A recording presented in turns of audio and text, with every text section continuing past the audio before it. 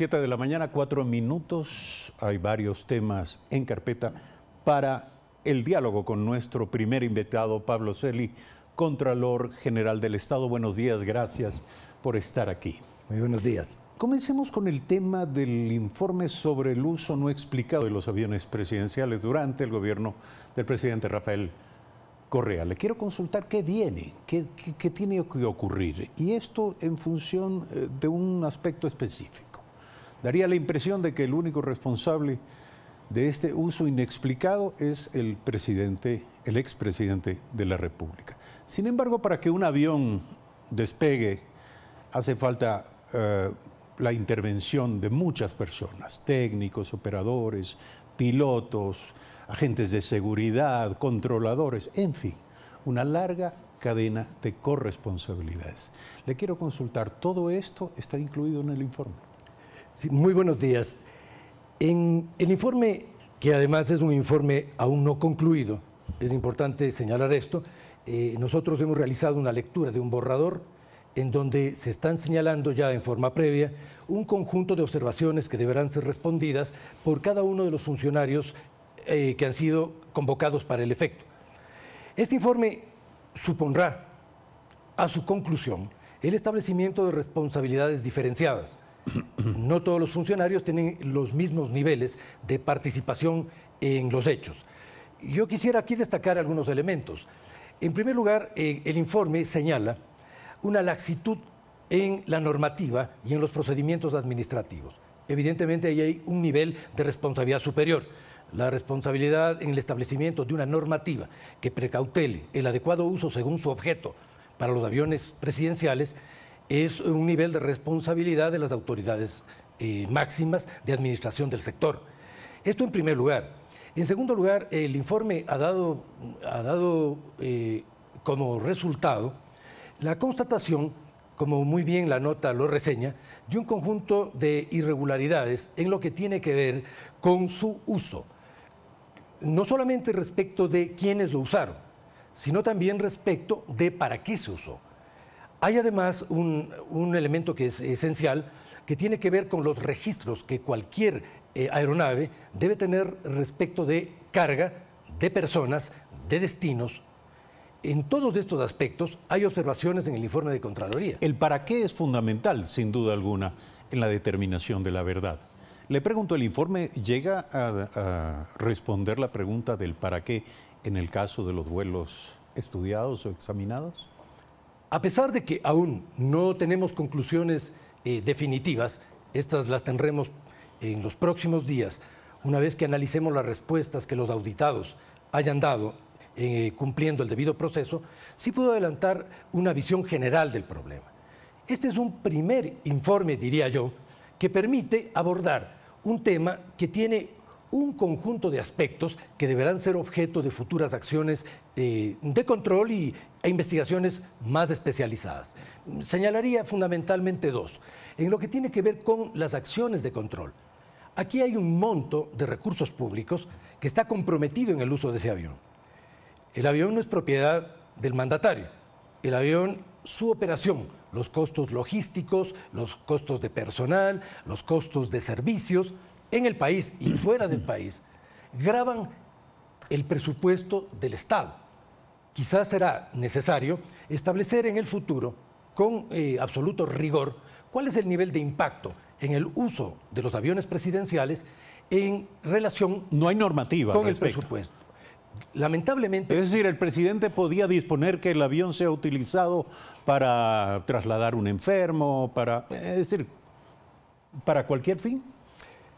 Si podía o debía hacerlo, será parte de las conclusiones del examen.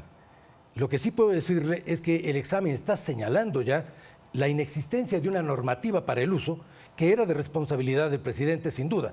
Es la autoridad que debió normar el uso de ese avión. Somos testigos a través de las redes sociales que se comienza a ofrecer explicaciones de manera un poco caótica, desorganizada, parcial, respecto de algunos de los vuelos que se llevaron a cabo en ese periodo.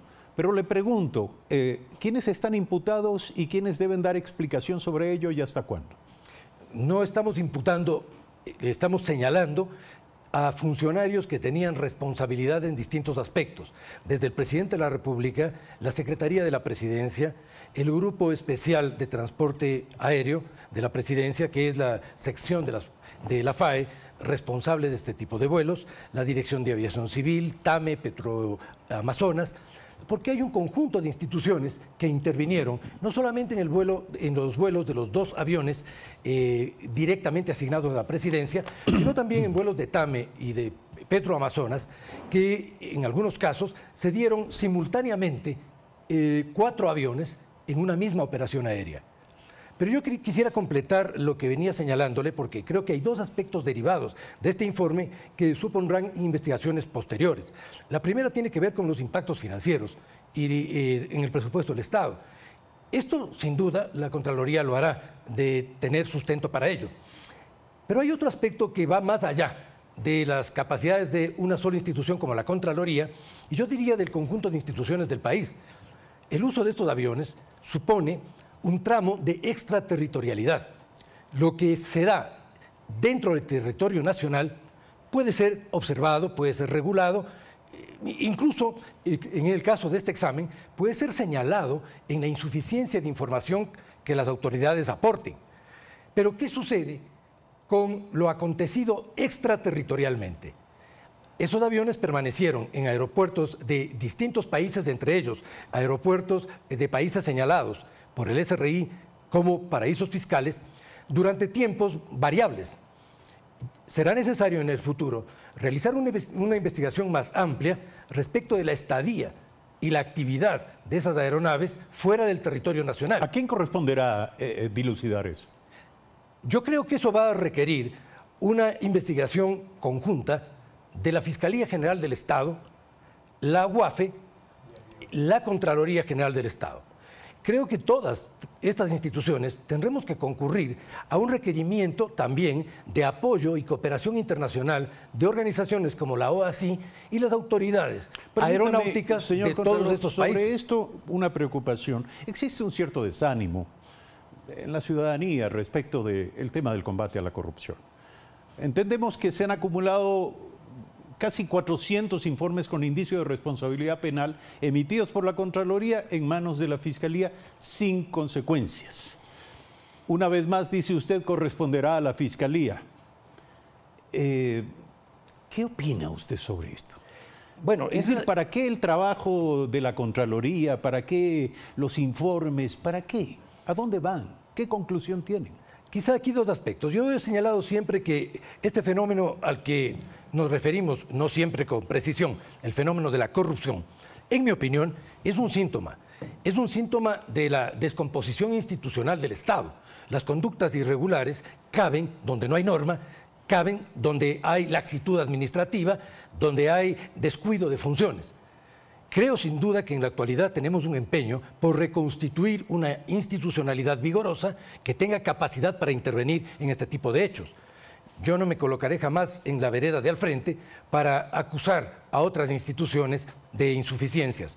Requeriré, como lo vengo haciendo. Pero yo le quiero preguntar, ¿qué opina usted de que usted haya enviado 380 y más informes con indicio de responsabilidad penal y estos todavía estén durmiendo en alguna gaveta? Sí, yo requeriré, como lo vengo haciendo, y actuaré en el marco de la ley para demandar de todas las instituciones y obviamente particularmente en relación a su pregunta de la Fiscalía del Estado, la celeridad y la precisión en el cumplimiento de la fase de continuidad que deben tener los exámenes investigados por Contraloría en lo que atañe a indicios penales. Sin duda, en este aspecto, con Fiscalía tenemos alrededor de 360 exámenes pendientes, que son exámenes además que no son solamente un número, son aspectos fundamentales del control público. Por ejemplo, deuda externa. Aún no hay procedimientos que permitan dilucidar de manera rigurosa y judicializar, como debe hacérselo, las observaciones de Contraloría al inadecuado procedimiento en el registro de la deuda y en el haber llegado a una proporción de la deuda superior a lo que la Constitución establece. Permítame, tengo que pasar rápidamente porque se nos va el tiempo lastimosamente a otros aspectos, pero que también tienen que ver con esto. las consecuencias de lo actuado por la Contraloría. Vamos al caso de Mariano Zambrano, quien se opone a su destitución como prefecto de Manabí. Usted ha dicho que Mariano Zambrano debe atender, debe obedecer la disposición de la Contraloría. Pero ¿cuál es el proceso de destitución? Más allá de que se haya reunido el organismo provincial y haya dicho que no corre lo dispuesto por usted. ¿Cómo proceder concretamente con el congelamiento de cuentas, con el retiro de claves, para impedir, por cierto, que Mariano Zambrano esté haciendo en este preciso momento nuevas contrataciones? En primer lugar, debo señalar que esta no es la primera ocasión que una decisión de destitución a autoridades seccionales tiene resistencia en las localidades.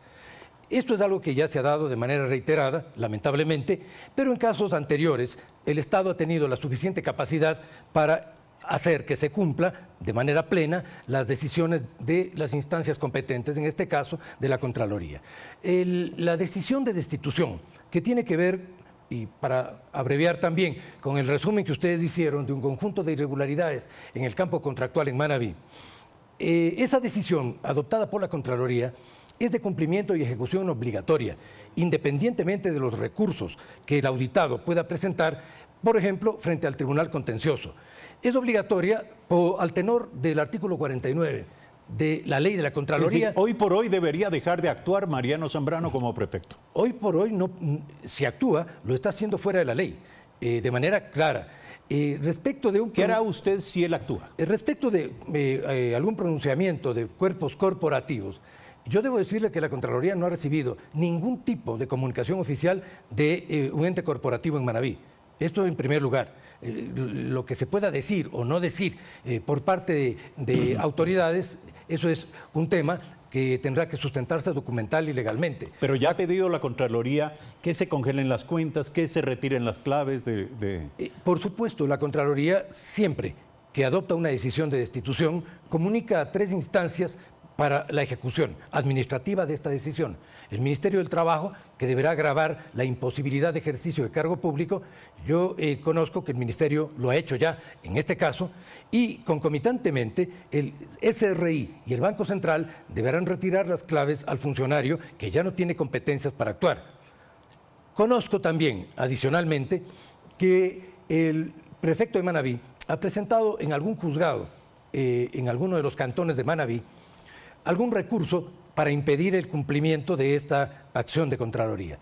Debo decirle que al respecto, el día de ayer, la Contraloría presentó ya una queja al Consejo de la Judicatura, porque, y aquí sí cabe destacar, las instituciones del Estado debemos actuar todas en función a defender el interés público y a que exista coherencia en los distintos momentos de la ejecución de una sanción. No puede ser que sanciones que se adoptan por vía administrativa con plena competencia luego puedan ser desvirtuadas por vía judicial en cualquier juzgado del país. Esto es inadmisible porque no solo respecto a este caso, sino en otros, nosotros advertimos una terrible laxitud, debilidad y licenciamiento de algunos jueces para actuar en desmedro del interés público. Esto no puede señor ser. Contralor, vamos concluyendo con un tema indispensable. Tiene que ver con el concurso de frecuencias de radio y televisión, luego del examen especial en el que usted encontró irregularidades en ciertas concesiones. Pero todo esto se cruza con la decisión de la Asamblea de renovar por una sola vez las concesiones. ¿En qué medida hay conflicto entre ambas visiones y decisiones? ¿Dónde está el problema central?